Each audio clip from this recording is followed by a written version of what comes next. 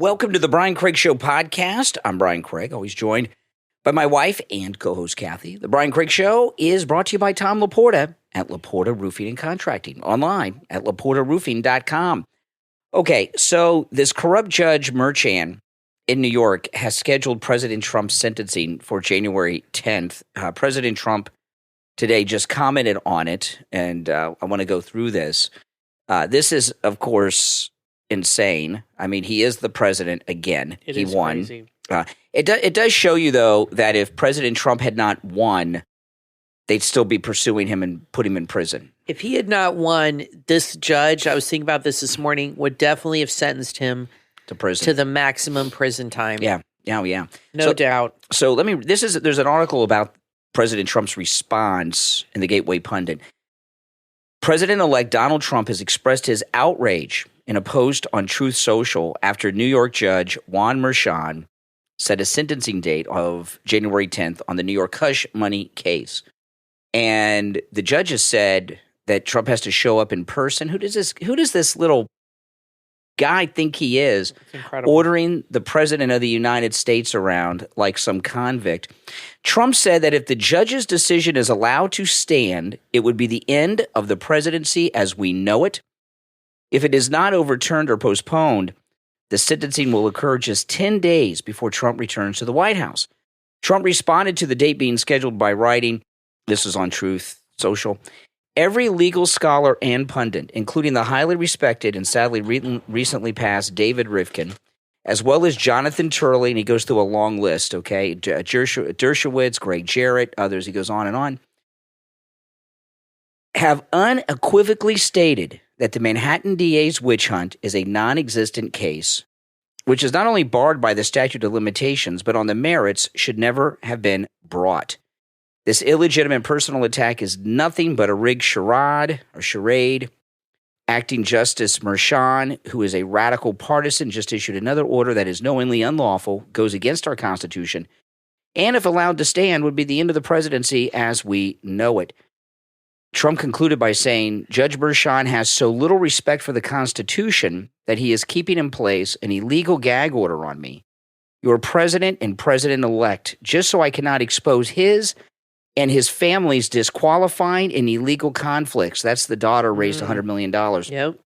I think they're definitely going to look into this. I am the only political opponent in American history not allowed to defend myself, a despicable First Amendment violation. In another post, Trump wrote, Merchan took the Bragg hoax that, according to all legal scholars, should have been dead on arrival, and though his fraud and misconduct gave it a semblance of life.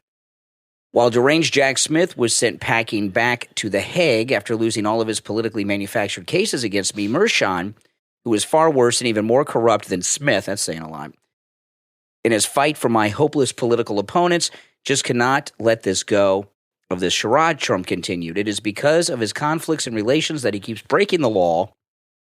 This has to stop. It's time to end the lawfare once and for all so we can all come together as one nation and make America great again.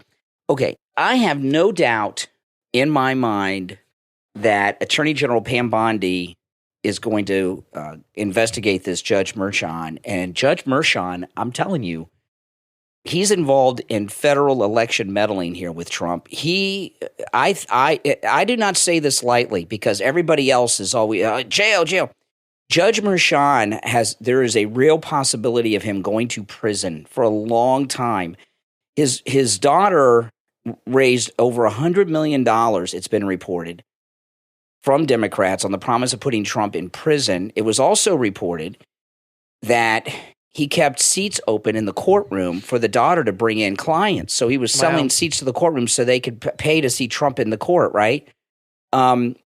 This is hardcore, very open corruption. In fact, I think it is safe to say that Judge Merchan is the most openly corrupt judge in history of American judges. I know there's been corrupt judges. I'm not saying judges have not done things more corrupt. I don't know. But certainly not as open. This involves a sitting president. I mean, the president-elect, so I doubt it. I mean, well, somebody could be bought off to let a murderer go free, I guess. But this is they don't do that in the open. Judge Merchan is doing this in the open. It's not like some backroom bra, you know what I mean? So this is crazy. But, I'll tell you, it's not going to hold. I would say, because of Pam Bondi, because, she was our attorney general in Florida, she doesn't mess around. I mean, she's really I think tough. Trump will appeal. Or do you have to wait to be sentenced to appeal it? I'm not a lawyer. I've heard people say that. It'll get overturned. But it'll eventually get overturned, but that doesn't mean the judge isn't a criminal. I know. No matter what happens on the appeals, I think Pam Bondi is going to put Judge Mershon in prison where he belongs. I mean, this is the most openly corrupt thing. And the question is the judge just a rogue Trump hater, or is he doing the bidding of others? Is there a network? Is there a conspiracy? We assume so because of the daughter fundraising, but we don't know. And I don't want any special counsel nonsense. A special counsel is just a rabbit hole of years of nothingness. I mean, she needs to just go and investigate this herself and arrest the guy. And out of all the lawfare that's going on, and there's been a lot of bad people, right? Fannie, Letitia, Bragg, all of them. I think the judge is the worst, and I'll tell you why. Okay, we have a history of bad. Prosecutors are kind of like police officers. Okay, so we know there's corruption at that level. Judges, though, we put literally on a pedestal, right? I mean, they're judges, even though judges are elected sometimes, not always appointed and all that stuff. We trust on our judges to overcome the political biases of prosecutors and things like this. And when you have a judge that is acting this way, I think it frightens a lot of people, not just MAGA people. One of the reasons Trump did so well, it's not the only reason, but it was a factor. This Judge Mershon in the lawfare got a lot of Democrats to vote for Trump. No doubt in my mind, because I think it's scary to people when you see such corruption at that level. And this guy, the question with Mershon that we really don't know, right? Is he at all nervous? Does he know what he's doing is wrong, illegal, and corrupt, and he'd like not to do this? Well, let's see but he has people behind him that are making him do it. Let's see what happens on the 10th. According to Jack Posobiec, he's not going to send him to jail. He's going to do something where he'll still be convicted in his courtroom. It's not dismissed, but he won't serve time or be on probation or anything. But it'll be on the record. It won't dismiss the case or wipe his conviction clean, but there won't be any probation or time served or anything. No jail, nothing like that. So let's see what happens. But I think it's obvious that something went on, and Pam Bondi, I'm sure, will look into this and get to the bottom of this. Yeah, and I think look what's happened. Look at Biden; he's giving the Medal of Freedom to Hillary Clinton and George Soros. I mean, these are horrible people. They live on another planet. They hate the American people. Everything they do is an F-U to us. Everything they do. And they just think they're untouchable. Mm-hmm. They're elitist. They think they're better than everybody. They're smarter than everybody. They think they're 10 steps ahead of everybody, and they feel like they're untouchable. So let's just see what happens. Trump cannot get in office soon enough. We got 2 weeks, like 16 days left or whatever. And I mean, Biden, I think, is going to go down in history as the most corrupt, horrible president in the history of this country. I think that's how he'll be remembered. He has done nothing to help this country. All he's done is everything is to benefit himself and his friends and his family. And they've all gotten rich off Ukraine and all these other things. Somebody posted a list, I don't know where they got it, of all these politicians and how much money they've made off the Ukraine funding. It's all money laundering. They're all getting wealthy off of this. And it's not the end of corruption. There's corruption permeates all aspects of society, okay? Your HOA is corrupt. I mean, anywhere there's politics involved, there's corruption, even on a small level. Okay? Large amounts of money in politics. Anywhere there's government money involved, where it's like a blank check, you're going to find people that take advantage of that. That's and right. when you're the president and you have that kind of ability with billions and trillions of dollars involved, of course they're going to put their hand in the cookie jar because nobody's doing anything about it. They're just letting them steal our money. So hopefully, Trump's got a lot on his plate for the next 4 years, but I think he's laser focused. I don't think he is going to let the media or anybody decide for him what to do. I was reading an article the other day, I think I sent it to you, about how the media, how they are obsolete. Nobody watches them anymore. Nobody goes, X is the main form of news now. And nobody goes to the media, turns on the TV for information at all. Even Democrats. They're dead. And I'll tell you, we had these terrorist attacks this week, and the television news, when there's usually something like that, you go to the TV, they were so far behind on these stories. That's behind a big part X. of the problem. Well, Carolyn Levitt, who's the new press secretary, they're going to start giving press credentials to, the modern media podcasters and stuff. That'd be great. And she said, imagine if Joe Rogan was in there. Oh my goodness, or me. That'd be awesome. That'd be nice. But she said they don't want the press briefing room to resemble the 1980s. Yeah, I mean, the thing about it is the mainstream media has made themselves irrelevant. It's not because of the updates in technology. You can look at how I've adapted to technology over the years. You can embrace and update what you do with the technology.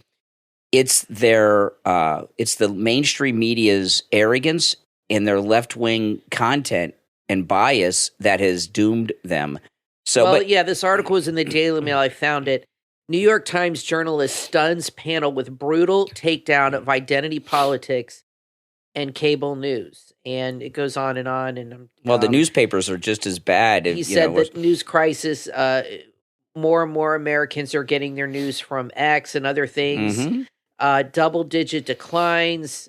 Plus, I think it's not only that they don't get the news out quick enough. I think the main problem with the news is they lie to you.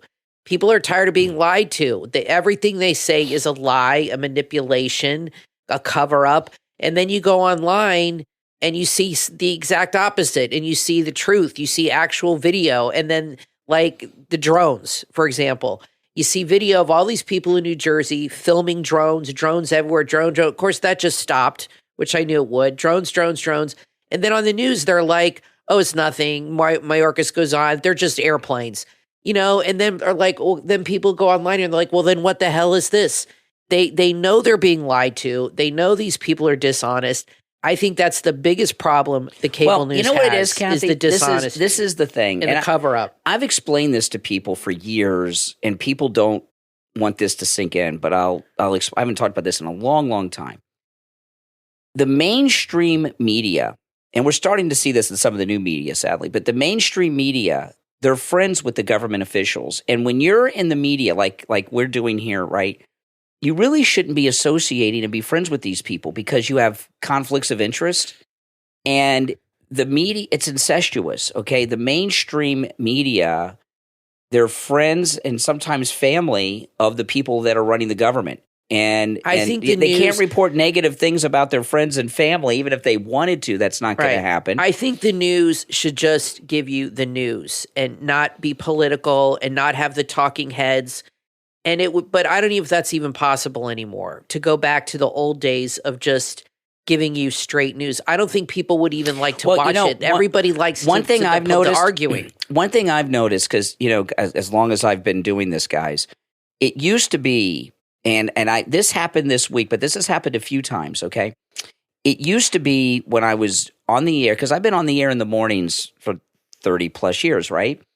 And if there was like a major event, like when that Bernie Sanders liberal Democrat shot Steve Scalise and was trying to shoot all the Republicans at the baseball game, that was the first time I saw what I'm about to tell you happen.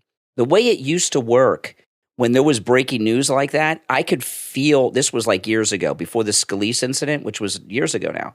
I could, the audience would go to the TV. I felt like they were leaving me to go to the TV to get the latest update. Now, since the Steve Scalise, like this thing in New Orleans happened, this thing in New Orleans broke while I was on the air, okay, this week. Now the audience stays with me and I get the information live online as I'm broadcasting. People do not go to the TV anymore. No, they don't. Well, and that's not just news. That's also the trend that's happening. And I've said this many times. Our daughter doesn't even own a television. Her and her friends, they don't own TVs. They live in LA. None of them do. I asked her. She said no. Everything they get is they're on their phone or apps. Emily has like a projector. That's really cool. It's like a 4D projector, and she connects her phone to it, and that's how they watch movies and stuff through apps or whatever. But they don't even have a TV, because I'll ask her, she lives in LA. I'm like, do you ever watch the local news to see all the cool car chases? She's like, no, we don't own televisions. And that's the thing. People, and that's not just young people in general. I have a lot of friends that don't even have cable anymore. They don't watch television anymore. They don't have TVs. I mean, it's phased out. So it's not just happening with news. It's what's happened to movie theaters. Now, people do go to the movies still, but it's not like it was in the 80s and 90s. It's just not. First of all, movies today aren't that good, in my opinion. But a lot of these things are becoming obsolete because people are finding new ways to get informed, Kathy, to be entertained. But with the news, see, the thing with the news, okay? The news, the mainstream news is fading away, not because of the new things. You can adapt to it. It's fading away because of their bias. The lying, I think, is the big problem. Yes. They lie to you. They filter the information. Right. And that's why it's fading away. And yes. You know, I hope Carolyn Levitt does change things in the press briefing room, because Spicer promised that. He did, and then he didn't. Well, they did something that was not good. They took questions from people online and other places around the country, like local news, and it just was awkward. It just didn't work. But Spicer, like on TV sets. Spicer was friends with all those mainstream media people. So Carolyn Levitt's different. Spicer. I don't think that the White House briefing, as it currently exists, should even exist. That briefing room and everything, it's old news. It should not even exist. What I'd like to see. I totally agree with you. What I'd like to see is not have this daily Q&A with anyone, not even podcasters and YouTubers and anybody. I think Carolyn Levitt should just do a live stream, have it on all the platforms, YouTube, Rumble, X, Facebook, everything, and just do a briefing, maybe not even every day, maybe once a week, twice a week, or whenever it's needed. That's what I think they should do. Once a week is sufficient unless there's a major crisis. Well, this briefing thing, people got to understand. The White House briefing in its current form, okay, that we have it, began with Kennedy. And I know somebody will say, no, they had it before. Kennedy was a TV guy. It was the TikTok of its time. Well, they really didn't have TVs before. Yeah, a little bit, but not too much. Not too much. But not to the middle 50s. Not in the mainstream. But the White House press briefing, because Kennedy was a TV guy, that's when the White House press briefing became a thing. This daily televised thing began during the Lewinsky affair, okay? Before the Lewinsky affair, White House press briefings were only really paid attention to when there was breaking news, not every day. Or they'd be on C-SPAN. Yeah.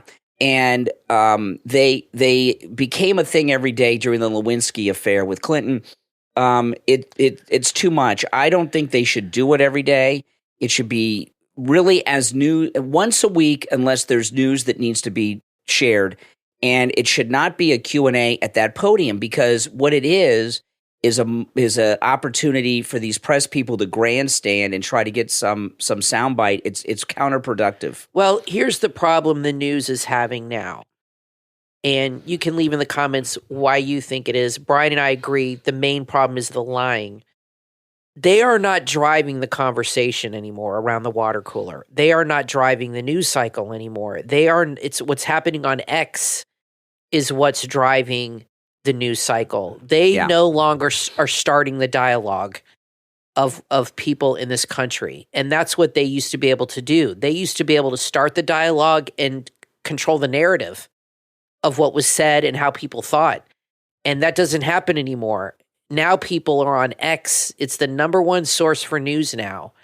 And they hate that. And that is what's driving the conversation. That's right. Like I said, like the thing with the drones, the conversation about the drones was from X and the videos people were seeing. It was not from Mayorkas and those other liars on CNN telling you that these are just airplanes. Nobody trusts politicians anymore. No. Nobody listens to the news. Nobody listens to them. They are not controlling the dialogue or the narrative now, and they're never going to get it back. No, they're not. They're done. Now, My Pillow has a bunch of new colors out on the sheets. You got to check it out, guys. There's a whole bunch of new colors and huge discounts. Ooh, exciting. Yeah, we have 8 sets of the My Pillow sheets. Get the flannel sheets. Yeah. It's freezing. It was 40 degrees, 45 degrees last night. That's sub-zero here in Florida. I mean, that's like we have the flannel sheets on the bed. Yeah. So there's also with the and not, by the way, there's new colors not just in the flannel. There's new colors in all of the different sheets, right? The Giza, the flannel, and the Percal. We have all 3 sheets. We have 8 sets in total. With our promo code Kane at checkout, Kane, there's huge discounts on the sheets, and you can use our promo code on all the specials at mypillow.com. Also, free shipping on orders over $75. That's still in effect, so take advantage of that. It's promo code Kane, Kane, at checkout at mypillow.com. I'm Brian, always joined by my wife and co-host Kathy. We'll take a quick break and be right back.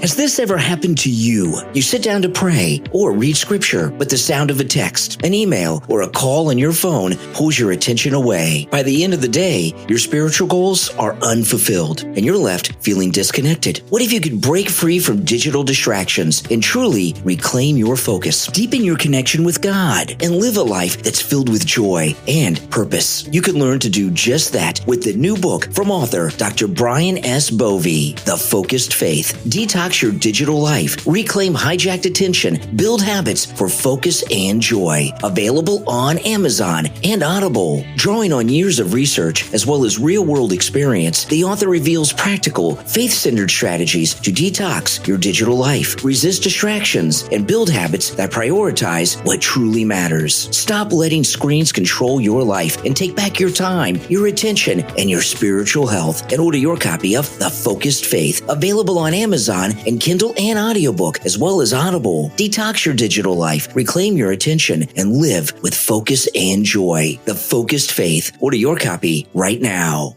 My name is Dr. Philip Appleton. I'm a chiropractic physician. Over the years, I've treated thousands and thousands of patients from bursitis, tendonitis, sciatica, stenosis, neuropathy, tears, post-surgery, pre-surgery, herniated disc, gout, bone on bone. If you can name the pain, most likely I've treated over the years. Most of my practice is laser with robotic lasers. They're robots which rotates constantly around the area, where most lasers do not do that. So if you want to come in for a free consultation, as always here, welcome at Appleton Chiropractic. I'm here 6 days a week. I personally do all the treatment. You can bring your MRIs, you can bring your x-rays, you can bring your CAT scans, whatever you have to bring for me to look at, I would do that free of charge. Call Dr. Appleton right now for that free consultation. 954-973-0710. 954-973-0710. And online, AppletonChiro.com.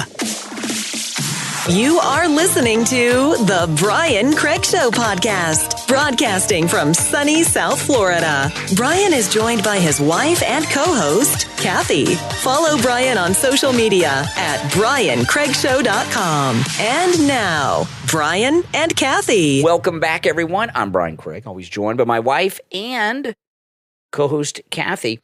You know, just so you guys know, my interview with Wendy Bell when I was on Newsmax, my Newsmax interview is online now. I posted the link on my community section of YouTube. It's also on X and Facebook, and I will put the link in the description of this episode. But don't watch it until you're done listening, okay? Listen to this whole episode and then go and check it out. But there's a link to my Newsmax interview in the description of this episode on whatever platform you are listening to us on. So here's an example on X. This is what I always talk about is the best way to get news is to the primary source. Yeah. So here's a video in Puerto Rico of the governor of Puerto Rico reading a letter out loud to the crowd that Trump wrote to her, congratulating her and how proud he is of her and how much he loves Puerto Rico. And she was so excited about this letter, she read it in front of the entire crowd at her swearing in or whatever, in front of her family and everything. That is something you will not see in the news. Mm-hmm. That is why people go to X for news, because that got uploaded on, it's an actual video. It's not AI. And you can see here, it's a big, huge speech. Yeah. And she read it right in front of this huge crowd. And it was on TikTok. Somebody put it on TikTok and they put it on X. You will never see that in the news, because everything in the news, even Fox, is bent to hurt Trump.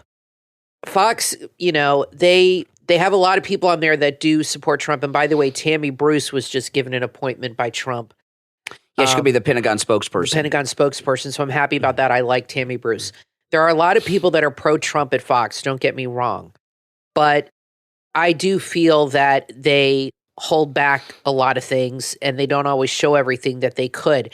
And what was so interesting, because I do watch Outnumbered sometimes, but on the Faulkner Focus leading up to it, like they showed a graphic. This was so weird, of tweets responding to something, and they had on there Trish Regan's tweet, but they didn't say her name. They said, and another person tweeted this, and it was Trish Regan, who used to work there. Yeah. But they wouldn't say her name, but they would show her tweet. Yeah, strange. That is so weird to me. It's so strange. Was that like just to screw you? Like they just wanted to like make I think it was to embarrass her. I don't know. I'm surprised they put that up, because it seems like somebody would get ticked about that. I like Trish Regan, but she is not. She's doing what Megyn Kelly does, and she is just not taken off because she's just not that good. I'll tell you, kind of boring. I like Trish Regan. She's strange. Don't take this the wrong way, because I do like her, but she does her show on YouTube, and she just seems really weird. Yeah, and she wasn't that way on Fox. Well, she had a script to read. That's why. Sometimes what happens sometimes with people is when they're on their own and they don't have any supervision over them, they don't do as good. Sometimes I watch some podcast on YouTube that actors host, a few different ones. Like there's one Star Trek one with two actors that I like, that I've been both and spent time with them, but they're not so good on the podcast because they don't have direction. And Trish Regan is just a little weird and awkward. But I do like Trish Regan. She just needs to get a little less weird and a little less awkward. Also, I wanted to talk about the speaker vote yesterday, okay? Now, yeah, we watched it. Johnson got in. It didn't look like he was going to get it on the first round because there were these guys that didn't vote and all this drama. And then Trump made a phone call, talked to a couple of them, and they switched on the spot. And the one guy, I can't remember Massey. the name of I can't remember the name of wasn't Massey. It was one of the others. He said when Trump called him, he said he'd never even spoke to Trump before. It was like the first time he ever talked to Trump, and Trump seemed annoyed. Like he said, he's like, I'm on the golf course. As Trump said to him, which means Trump was a little annoyed. But And what did he say to him to get him to flip? I do vote for Johnson's our guy, and he did it. So what I'm wondering, and we may never know the answer to this question unless President Trump tells us, I'm wondering if Trump planned it that way, because yesterday, he's still president-elect. On Monday, the election gets certified by Kamala. But I'm wondering if Trump set that up, because when I was talking about this before the vote yesterday, and I was talking about it online, I said, this is the first day of Trump's second term is the speaker's vote, because he's got to corral these guys in. And Mike Johnson became the speaker on the first round, barely, but because of Trump. Trump came in and showed that he's the boss. He's running the party. He's running the Congress. Yes. He's running Washington. And it was Donald Trump, while he's still president-elect, throwing his weight around, saying, I'm in charge. This is it. And, no, I don't think it was planned, but I think I think it may have been. No, I think Massey's in trouble. But I don't know if he'll get reelected in 2 years, but he might. But I think that sometimes I don't like Massey. No.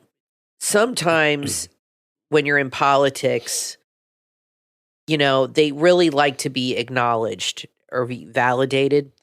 And maybe just having a phone call from Trump was all he wanted, just to be acknowledged by him. Like, the president, maybe what I'm saying is maybe he's never heard from Trump or anybody and he feels a little insignificant, and just holding out was his way of getting Trump to call him. And that phone call is all he wanted, to be like, okay, now I have respect from you, and now Congress, I'll vote the way you want. In the House of Representatives, there's 435 members of the House, and you really don't know as many of them as you think. You know the ones that are on TV all the time. But does that make sense? Yeah, it does. You know the ones that are on TV all the time. You just want to be acknowledged. And like there was this Republican House member that's like 82 years old that fell down yesterday. I'd never heard of her before. And when these things come up, some of these guys in the background, it's their opportunity to get recognition. That's right. And become famous. And I agree with you. When I said I didn't like Massey. And now Trump knows that guy's name. What turned me off about Massey yesterday and these other guys too wasn't the way they were voting and holding out. That's annoying. But I saw they did something that is really, I don't want to describe it as a pet peeve, but there's something when people do it, it just turns me off on that person forever, and I never forget. What is it? I'll make sure I don't do it.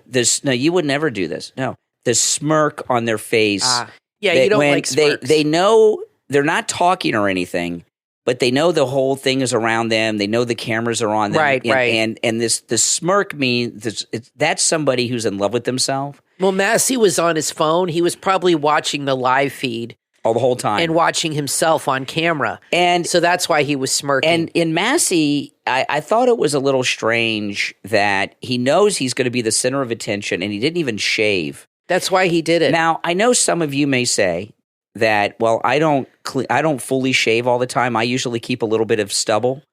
But I am not a sitting member of the United States House of Representatives who's challenging the president-elect of the United States, Donald Trump. And then I thought I was a little curious about this. After things went down and we didn't have the speaker yet, it wasn't settled. Massey was sitting next to Marjorie Taylor Greene, and she was yucking it up with Massey for the longest time. She was working him. And I saw her on the phone a few times. I was wondering if she was talking to President Trump. Yeah, I'm sure she was. And then I saw Massey on his phone, and I knew what you said is true. I knew he was looking through looking X at himself, and everything else, what people were saying about him, and I saw the smirk on his face, and I just, when people have that in love with themselves smirk, I just can't stand that. That's his decision not to vote for Mike Johnson was purely selfish. It was about him and his ego, and and not about his constituents. And Marjorie Taylor Greene came out and said, put your ego aside, and this is what we're going to do. And she proved her Trump loyalty and her MAGA loyalty yesterday.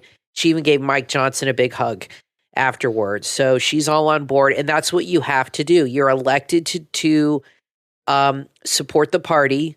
You are elected to support the president that the people chose. That's right. If you're a Republican. And that is your job. You don't make it a one-man mission to just make some stupid stand because you like the attention. Agreed. And that's an egomaniac right there. And I don't know who he represents, but I really hope he gets primaried out. Lunatic. And they don't vote for him again because he looked like an a-hole. Now, I want to, maybe because he is, I don't know. Yeah. I want to thank our Patreon supporters for their support of the program. And if you'd like to become a Patreon supporter, there's a link in the description of the episode.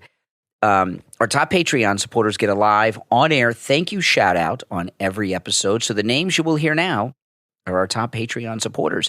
I want to thank Andrew and Connie, Christine, ETW, Chuck, D, Pamela, Rick, Nick, Dale, Wesley, Macho, Mike P., Carlos, Paulette, John, K-Mac, Alice, Richard, David, Heather, Maria in Texas, Constance, George, Brandon, Rob and Trish Wilkerson, John S., Christy R., Shawna, and LeeZep. These are our top Patreon supporters. Thank you so much for your support. I wanted to ask you this question. Elon tweeted this When you look at X, look at the time when it was posted, because there's a lot of old stuff that's retweeted. Sometimes it's years ago. I mean, I see things from 2 or 3 weeks ago, sometimes years ago. Okay, so this was 16 hours ago, Elon. So explain this to me. Algorithm tweak coming soon to promote more informational / entertaining content. Our goal, this is what I don't understand. Our goal is to maximize unregretted user seconds. Too much negativity is being pushed that technically grows user time, but not unregretted user time. Well, the thing about the time, I don't know what all of that means, but the time is, it's this like is what Elon shows his they brain don't want power. you to leave the platform. They want you to stay on the platform. Like let me give That's you unregretted time. as an example. When you post links, Right. which is mostly what I do because I post news stories I read. Yes. The X algorithm doesn't like that because if you click the link, you're leaving X. Oh. They want you to stay on X because of their ads. So he says to maximize unregretted user seconds. I don't know what unregretted I don't means. either. I don't know. Hold on. Let's Google it. Okay, I Googled this. Okay, so this is just the first thing that came up. All right, because I'm sorry, guys. I don't know everything, but this is I Googled it. The concept of unregretted user seconds focuses on ensuring users feel their time spent on the platform is meaningful and enjoyable, rather driven by negativity or sensationalism. Well, I don't know who I am to question the richest man in the world that sends rockets into space, but I remember when TBS said he's going to make it more 80s, entertaining. okay, TBS in the 80s. Yeah. Remember TBS? Everything came on at 5 after or That's 35 after. That's right. 5 minutes after or 35 after. They came up with this concept of a new kind of news program that was an epic failure. It was called The Good News. Yeah. Remember that? I think I remember that. No one likes good news. Nobody enjoys good news. People enjoy Well, it's boring. sensationalism. You know, there's a saying, right? If it bleeds, it leads. Yeah. So, Elon's the richest man in the world. He sends rockets into space. You know, he obviously knows more than I do about a lot of things, but that seems a little strange to me. Good news. No one likes good news. Well, he didn't say good news. He said more entertaining content. Well, what he wants to do. So maybe he's trying to encourage. Like he said, there's too much negativity. And he wants to make it more, change the algorithm so there's more entertaining stuff. So what does he mean? Like too much negativity? He wants to cut down on people fighting with each other? Yeah. And the bickering. It's online bickering. Online bickering. Well, that's what X is built on. That's why people go there. Yeah, it's bickering. That's all it is. People go there. Yeah. So what is he trying to make it like TikTok? TikTok is more entertainment. Well, I'll tell you. Not so much bickering. Okay. It's like more fun. Since so that's strange to me. When I do my show prep it's very interesting how things change over the years. Okay, when I first started and the way I used to do my show prep is I had to get newspapers, right? Because we didn't have the internet. I've been doing this so long. But years ago, like in the 90s and 2000s, when I would do my show prep, my first stop was the Drudge Report. Now that's been bought. Who knows who owns that now, right? It's not. The Drudge Report was a big deal back in 98 and 99. Then over the years it changed, and in recent years, my first stop for show prep in the morning when I would wake up in the morning would be the Gateway Pundit. But for the last, 6 months or so, my first stop is what's trending on Twitter. And I look at what's trending for me based on my end. You know, you have the thing, you got what's trending for you and then what's trending platform-wide. That's my first stop every morning is what's trending for me, then what's trending worldwide. And that's my first stop for show prep in the morning. So what does he mean, less news? And so I don't know. Is this a form of censoring people? I don't know. To me, all of us are kind of like, I guess, kind of selfish because when we look at things, we look at it from our perspective. But I think Twitter is the number one first go-to for most people for news today. It is. We just talked about that, and now he's changing the algorithm if he's changing to be more entertaining. Away from, well, I think news is very entertaining. I do too. So I don't know what that means. So it's vague. It is. It might not mean in place of news. It might be in addition to. Mm-hmm. But he's changing the algorithm to encourage less negativity. Because really, it won't be as good without the negativity. That's all it is. You do get a lot of news on X. It should be called bicker instead. But it is a lot of bickering X. and fighting. And I don't stay on it that much for that very reason, because it can affect you.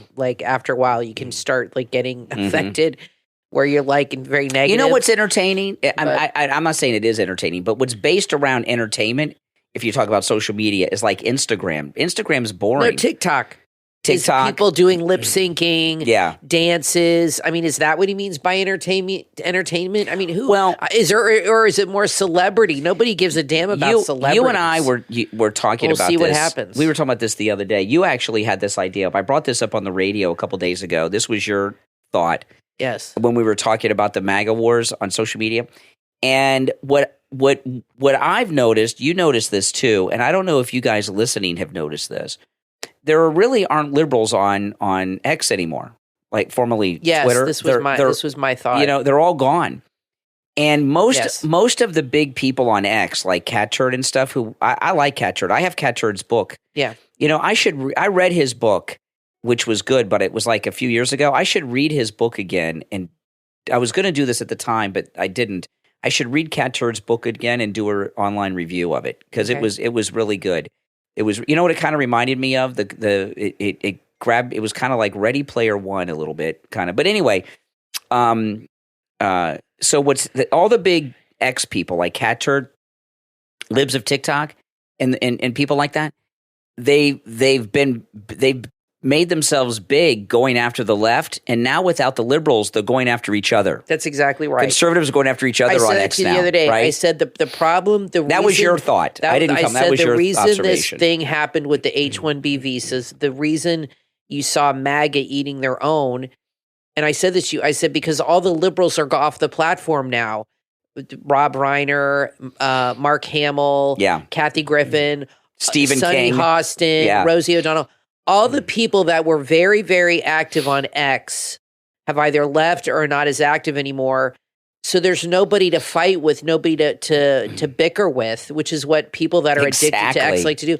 So now they're bickering with each other. Correct. And I've seen people who have left the platform, liberals, they have said this. They said, let's leave X, and then they'll start eating their own. And they're right. Yes. That's human nature. So don't fall into that trap. But you develop habits in life. And now I go on X for news, but I'm on X, I'll be on it during the show or an hour before the show, and that's it. I'm not on it all day, or I do other things, because to me, it can be very negative, like Elon said, and it can make you to me, it's a waste of time to be on it all day long. And there's other things I'd rather do. But some people like Cat Turd, or they are on it the moment they wake up. I don't think even Trump is on it as much as he was the first time he ran for president. Until they go to bed, they're on. So all they do is on. Juanita Broderick's another one. She is constantly on X, tweeting. But you know what, Kathy? There could be something else going on. So if there's no liberals there to argue with, then sometimes they're going to start arguing with each other. It could be part of what Elon Musk is suggesting, which is rather vague, and we don't really know. No, not yet. But it could be this, okay, and partly influencing him. Okay, I don't think he likes that MAGA was fighting. I think that's what started this. I agree with that. He didn't like the division. I agree with that. Division. But Elon Musk is big Trump guy. Yeah. Maybe he wants the news and politic discussion to be on Truth Social for Trump. Maybe he's trying to throw Truth Social a bone here and trying to help Trump grow Truth Social. No. I think he did not like that MAGA was divided and trying to divide him with Trump. Hey, it's his platform. He could do what he wants, and he's changing the algorithm to discourage. Now, I don't know how that's going to work. How does that work? How do you discourage people from bickering and getting into these fights online? How do you do that? The algorithm is set up to promote certain things based on all kinds of factors, which we don't know. So your feed will change. It could, yeah. And then who's going to offer this new entertaining content? We know he likes AI. He's got a whole AI system. All the people that used to be on Vine, I guess. I've been wondering a lot. Wasn't which one was Twitter? Was it Vine or was it another one that was Twitter? Because a lot of people have been wondering. No, Vine kind of became like TikTok. Was it Vine? There was the one social media platform that was just like a couple of seconds, like 5 seconds or something. That was Vine. So wasn't that through Twitter? There's been a lot of talk. In fact, I saw Elon say, if it's not Vine, it's another one. Let me know, guys. He said a few months ago, he put out a tweet on X. He said, should Twitter bring back Vine? Yeah. Maybe that's what he's talking about. Like something that competes with TikTok. Yes. Maybe he's going to start adding that where people he actually asked that question. Make videos for entertainment. Yeah, and maybe he'll bring. That's what I think it is. Because maybe he'll bring back Periscope. And you know what? That could be part of Trump's idea. Mm-hmm. Trump and him might have had a discussion over New Year's. You know, people say Elon's influencing Trump. Trump's influencing Elon too. Mm-hmm. Maybe they had a discussion over New Year's. This is all speculation. And maybe they discussed this on a way to not allow or not encourage MAGA to fight again. Maybe. It's possible. And maybe Elon said, you know what, we can change the algorithm and offer more entertainment on the platform instead of constant bickering and fighting. You never know. And I think that's probably what's going on. Now, I want to tell everyone about Tom Laporta at Laporta Contracting and Roofing, who will never sell you a roof you do not need. And also, he can help you no matter where you are in the state of Florida with any type of structure, residential, commercial, or municipal. He can handle the job of any size, from a small single-family home to or maybe a freestanding building that's small, or a community that has over 200 buildings in it. He also works with every type of roofing material there is. You know, when I say he'll never sell you a roof you do not need, I've heard from a couple other people who said, well, who buys a roof they don't need? Well, what happens, no one wants to buy a roof they do not need, but what happens is these other roofers, sometimes you just need a repair. They tell you need a whole new roof. We had an incident after a hurricane about 20 years ago where we just had some minor damage. We needed repairs. We couldn't find anyone that would do repairs. We only do replacement. If you only need a simple repair, Tom Laporta will do it. That's what that means. He also works with every type of roofing material there is as well. I'm going to give you his cell phone number.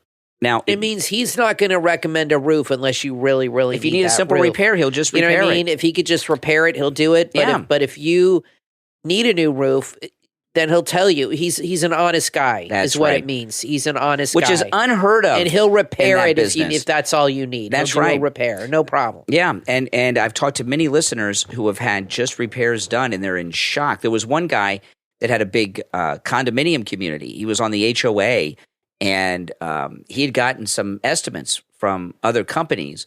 They all told him he needed a new roof. Tom Laporta from Laporta Contracting and Roofing came out and said he just needed a repair. That's a big job. Too, and we just need a repair, and they were in shock. It's amazing. Now I'm going to give you Tom Laporta's cell phone number and his website. His cell phone number is not on the website, guys. He only gives his cell phone number out to our listeners here on the podcast, on my YouTube channel, and on the radio. But so when you go to the website, you won't see the cell phone number there. So you want to write it down. He answers his phone. Yeah, he does. You can also text him. Because I called him once and he didn't know it was my number. He answered it in 2 rings immediately. He's the owner of this big company, and you get him. It's amazing. 954-604-4602. 954-604-4602. And online, LaportaRoofing.com. I'm Brian Craig, always joined by my wife and co-host Kathy. Thanks, everyone, for tuning in. If you're new, follow and subscribe on whatever platform you're listening to us on. We will talk to you next time.